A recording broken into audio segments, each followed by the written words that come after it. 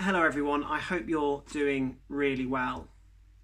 Have you ever tried pitching a tent in the pouring rain or after dark?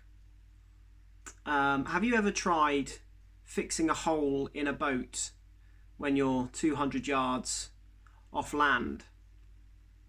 It's really difficult in both cases, isn't it?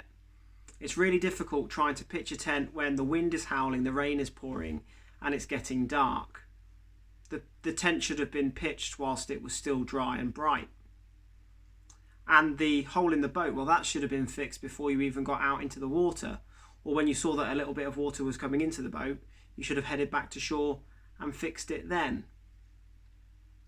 I was listening to a YouTube video with Nicky Gumbel, the vicar at HDB Church in London, and Pastor Agu, who's the main guy for the Redeemed Church of God in the UK. It's a Nigerian Black Pentecostal church.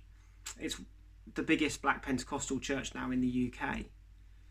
And Pastor Agu lost his wife about 10 years ago. He didn't miss a single service at church. He was there worshipping the Lord throughout. And people asked him, why are you not mourning? Why are you not upset? How are you still here? How are you coping? And he said, I am mourning. I'm desperately sad for the loss of my wife. But I built my storm defences before the storm arrived. And people would quite rightly ask him, well, what are these storm defences that you're referring to, Pastor Agu?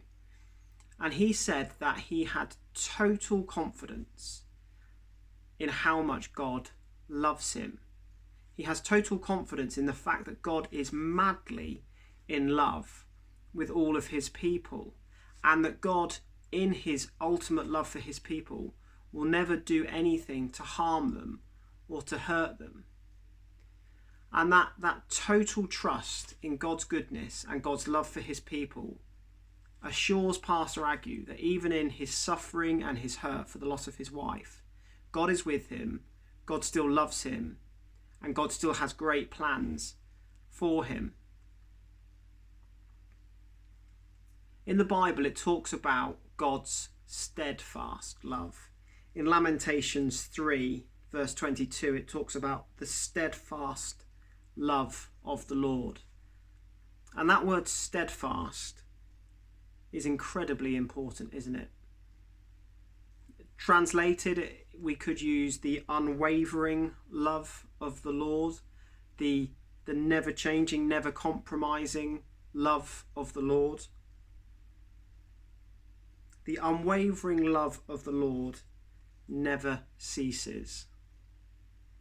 God loves us and will always love us and will never stop loving us. If you feel like you're in a storm right now, it is harder to get through it if you haven't created the storm defences beforehand. But God loves his people so much that he can calm that storm for you, allow you to build your storm defences by knowing how much God loves you.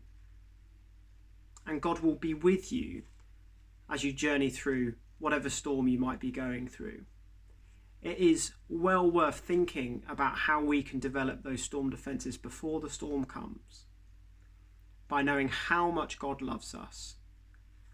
But if it's too late for you to do that because the storm has already arrived, know that God can calm the storm for you, give you enough time to understand how much God loves you, to be reassured that he will never forsake you, that his love is steadfast, unwavering.